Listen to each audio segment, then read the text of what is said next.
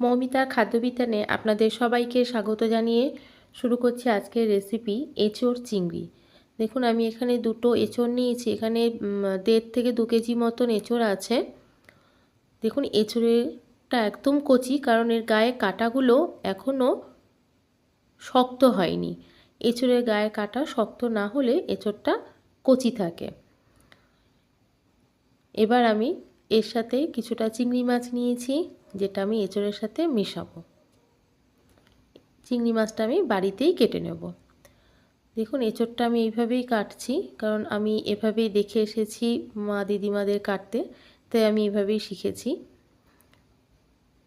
এঁচোড়ের মাপটা আমি সমান রাখার চেষ্টা করেছি। প্রত্যেকটা এঁচোড় আমি যখন টুকরো করেছি দেখেছি মাপটা যেন সমান থাকে।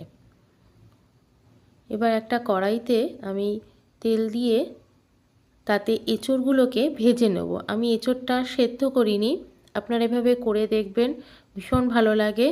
আর এঁচোড়ের গায়ে যে আঠাটা থাকে সেটাও লাগবে না। আর আমি এঁচোড়টা কেটে একটু নুন আর হলুদে ভিজিয়ে রেখেছিলাম জলেতে। দেখুন এবার আমি এঁচোড়গুলো দিচ্ছি, দিয়ে একটু হালকা করে ভেজে নেব। আমি খুব গাঢ় করে এঁচোড়গুলো ভাজবো না, হালকা লালচে লালচে যখন হবে, যখন 80% সেদ্ধ হয়ে যাবে ভাজাতে, আমি তখন তুলে নেব। আর বাকি 20% আমার মশলার সাথে কষবার সময় ওটা সেদ্ধ হয়ে যাবে। দেখুন এবার আমি পরিমাণ মতন লবণ দিয়েছি, হলুদ দিয়েছি। মশলাগুলো আমি বলে দেব, অবশ্যই আপনারা আপনাদের সবজির মাপ অনুযায়ী ব্যবহার করবেন। আমার এখানে যতটা লেগেছিল আমি সেভাবেই ব্যবহার করেছি। দেখুন এবার ভালো করে আমি তেলের সাথে নুন হলুদ এবং এঁচোড়টাকে ভালোভাবে মিশিয়ে দেব। এটা একটু ভাজা হবে, কারণ এর মধ্যে থেকে যে জলটা বেরোবে তাতেই এঁচোড়টা সেদ্ধ হয়ে আসবে। দেখুন একটু হালকা করে ভেজে নেব, একটু বারবার করে নাড়বো, কারণ যাতে তলায় না লেগে যায়। আমি আঁচটা মিডিয়ামে রেখেছি। দেখুন হালকা জল বেরোতে শুরু করেছে একটু একটু করে। আমার প্রায় 10 মিনিট মতন সময় লেগেছে এঁচোড়টা ভাজতে। দেখুন একটু লালচে লালচে হয়ে আসছে। এটা আমি আরেকটু নাড়াচাড়া করে নেব। আর একটু যখন রঙটা ধরে আসবে তখন আমি এঁচোড়টা নামিয়ে রাখবো। আমরা তো এঁচোড় নানা রকমভাবে অনেকে খেয়ে থাকি, তো এইভাবে করে দেখবেন, আশা করছি আপনাদের সবার খুব ভালো লাগবে। আর এঁচোড়টা যেহেতু খুব কচি, তাই হতে খুব বেশি সময় লাগবে না, শুধু আমার ভাজতে একটু সময় নিয়েছে। দেখুন আমি প্রত্যেকটা এঁচোড়ের মাপ সমান রাখার চেষ্টা করেছি, কারণ সবজির মাপগুলো যদি আমি প্রত্যেকটা সমান রাখি তাহলে তার স্বাদ খুব ভালো আসে এবং রান্নাটা অতি সহজেই করা যায়। আমার অন্যান্য ভিডিওগুলোতে আমি একই কথা বলেছি, আবার বলে দিলাম, সবজির মাপটা যদি আপনারা সমান রাখেন তাহলে রান্নার স্বাদও যেমন বাড়বে এবং রান্নাটা করতেও সুবিধা হবে, আর খুব সহজেই তাড়াতাড়ি রান্নাটা হয়ে যায়। দেখুন 80% মতন হয়ে এসছে। আর একটু আমার কষবার সময় আর যখন গ্রেভিটা দেব তাতে বাদবাকি এঁচোড়টা আমার হয়ে যাবে। এবার এঁচোড়টা আমি তুলে রাখবো, আমার প্রায় হয়ে এসছে ভাজা, খুব বেশি ভাজবো না। এঁচোড়টা আমি তুলে রেখেছি। ওই কড়াইতেই আমি একটু তেল দেব, দিয়ে এবার আমি চিংড়ি মাছটাকে হালকা করে ভেজে নেব। যখন একটু লালচে হয়ে আসবে তখন আমি চিংড়ি মাছগুলোকে তুলে নেব। ভালো করে তেলটা ছড়িয়ে দিচ্ছি। তেলের কাঁচা গন্ধটা চলে গেলেই আমি চিংড়ি মাছগুলো এতে দেব। চিংড়ি মাছটা আমি বাড়িতেই কেটেছি। কোনো অনুষ্ঠান বাড়ি হলেই আমাদের এঁচোড় চিংড়ির কথাটা আগেই মনে পড়ে। দেখুন আর এই সময় তো আমরা এঁচোড় পাই, আস্তে আস্তে এঁচোড়ের পরিমাণ আরেকটু বাড়বে। দেখুন আমি হালকা করে ভেজে নিচ্ছি। যখন একটু লালচে লালচে হয়ে আসবে আমি চিংড়ি মাছগুলো তুলে নেব। দেখুন আমার চিংড়ি মাছটা ভাজা হয়ে এসেছে। আমি এটাকে একটা পাত্রে তুলে রেখেছি। এবার ওই কড়াইতেই আমি এবার পরিমাণ মতন তেল দেব। এখানে আমি 3 থেকে 4 চামচ তেল দিয়েছি, বড় চামচে। এবার আমি এতে কিছু ফোড়ন দেব। আমি দুটো তেজপাতা দিয়েছি, মাঝখান থেকে চিড়ে দিয়েছি, দুটো শুকনো লঙ্কা ফোড়ন দিয়েছি, বড় চামচের 1 চামচ গোটা সাদা জিরে দিয়েছি, দেখুন দুটো শুকনো লঙ্কা দিয়েছি, আর দিয়েছি গোটা গরম মশলা।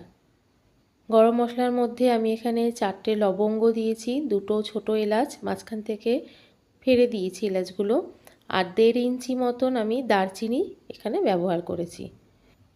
ফোড়নটা একটু ভালো করে নাড়িয়ে নিচ্ছি। আমি আঁচটা এই সময় একদম লোতে করে দিয়েছি, আমি বাড়িয়ে দিলে ফোড়নটা পুড়ে যাবে এবং এর গন্ধটাও ভালো আসবে না। দেখুন আমার ভালো মতন ফোড়ন থেকে একটু বেশ যখন সুন্দর গন্ধ বেরিয়ে আসবে তখন আমি কেটে রাখা আলুটা এতে দিয়ে দেব। আর যেহেতু নতুন আলু খুব সহজেই সেদ্ধ হয়ে যাবে, দেখুন হালকা একটু ভাজা ভাজা করে নেব। দেখুন আমি 2 থেকে 3 মিনিট ভালো করে আলুটাকে একটু ভাজা মতন করেছি। আমি আঁচটা মিডিয়ামে করে দিয়েছিলাম। দেখুন খুব বেশি ভাজা হচ্ছে না, কিন্তু একটু রঙটা যখনই ধরে আসবে তখন আমি বাদবাকি উপকরণগুলো এতে মেশাবো। দেখুন এবার আমি আলুটার মধ্যে পরিমাণ মতন হলুদ দেব।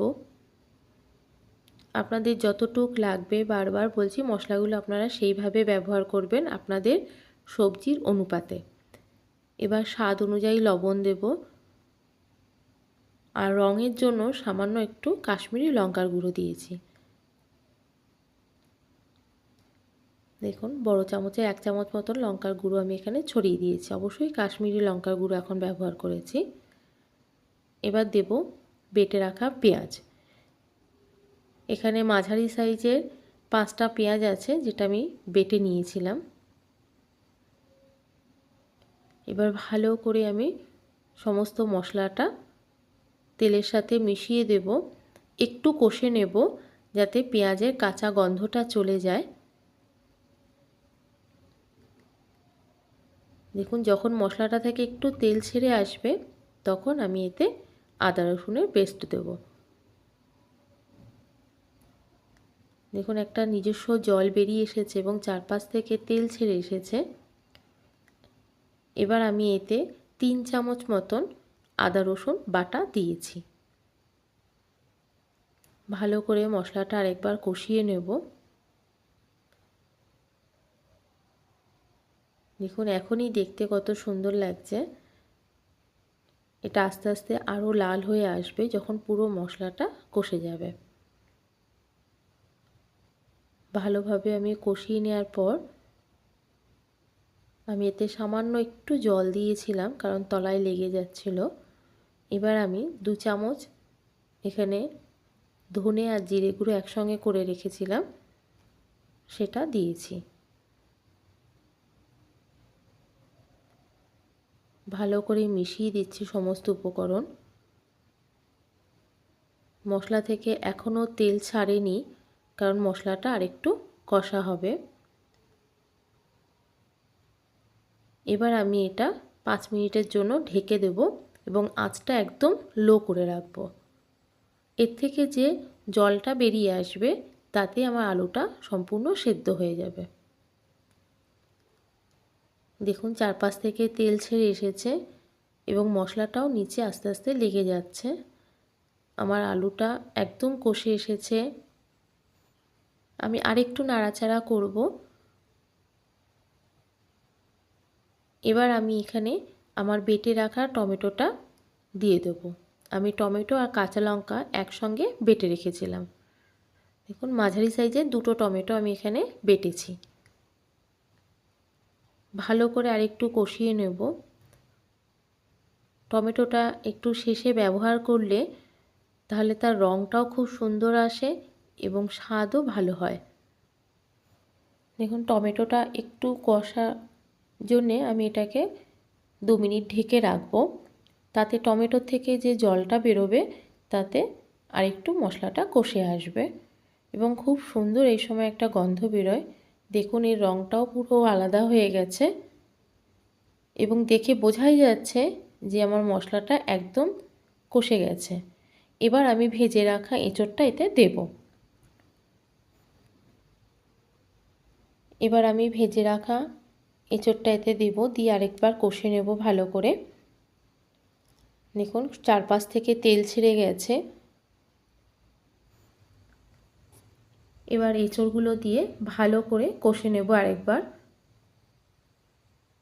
দেখুন মশলাটা থেকে যতক্ষণ না আরেকটু তেল ছাড়বে আমি ততক্ষণ একটু কষে নেব। মশলাটা একটু গা মাখা হয়ে গেছিলো, আমি এই সময় সামান্য একটু জল দিয়েছিলাম।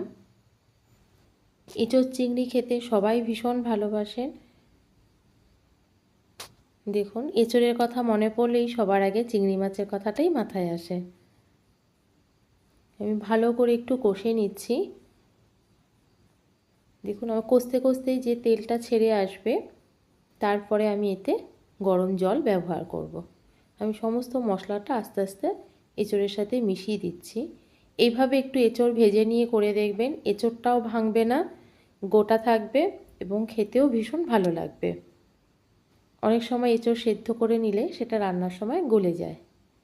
দেখুন এই সময় আমি একটু সামান্য লঙ্কার গুঁড়ো এখন ব্যবহার করেছি, আর একটু লবণ লাগতো। এই সময় আমি 2 থেকে 3টে কাঁচা লঙ্কা চিড়ে দিয়েছি আর একটু লবণ দিয়েছি, কারণ এই সময় আমার একটু লবণের দরকার ছিল। আপনারা অবশ্যই স্বাদ বুঝে ব্যবহার করবেন। এবার আমি এতে গরম করে রাখা জলটা দেব, কারণ ঠান্ডা জল এই সময় ব্যবহার করলে এর যে আসল যে স্বাদ আসবে সেই স্বাদটা আসবে না। এবার আমি ভালো করে গ্রেভির সাথে সমস্ত সবজিগুলো মিশিয়ে দেব এবং 5 মিনিট হাই ফ্লেমে এটাকে ফুটতে দেব। আমি চিংড়ি মাছটা এই সময় মিশিয়ে দিয়েছি, কারণ চিংড়ি মাছটা আমি হালকা করেই ভেজেছি।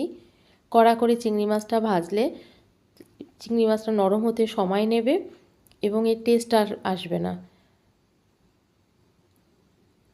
এবার আমি ফ্লেমটা বাড়িয়ে দেব, দিয়ে এটাকে আমি হাই ফ্লেমে ফুটতে দিয়েছি। দেখুন এঁচোড়গুলো কিন্তু আমার সেদ্ধ হয়ে গেছে, অথচ গোটা আছে এবং এটা দেখতেও ভীষণ ভালো লাগে।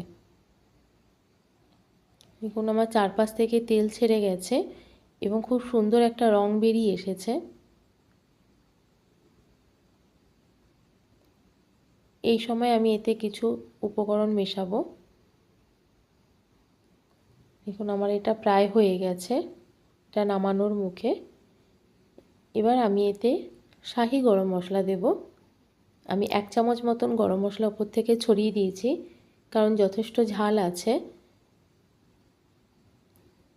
গরম মশলা উপর থেকে ছড়িয়ে দিলে এর গন্ধটাও খুব ভালো লাগবে এবং খেতে গেলেও একটা বেশ ঝাল ঝাল মতো লাগে, খুব সুন্দর একটা টেস্ট আসে। এবার দেব কেটে রাখা ধনেপাতা কুচি।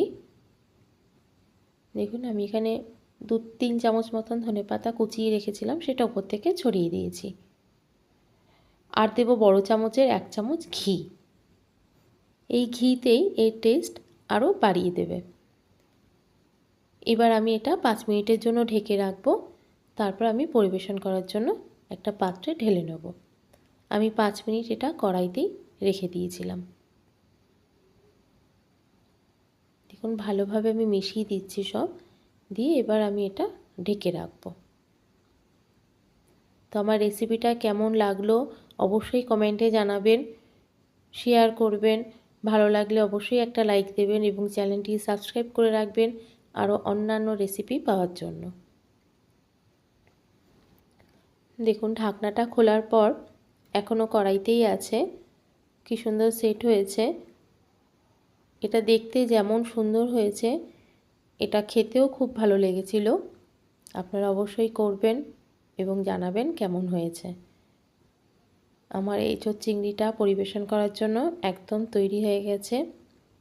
তো সম্পূর্ণ ভিডিওটি দেখবার জন্যে, এতক্ষণ আমার সাথে থাকার জন্য আপনাদেরকে অসংখ্য ধন্যবাদ।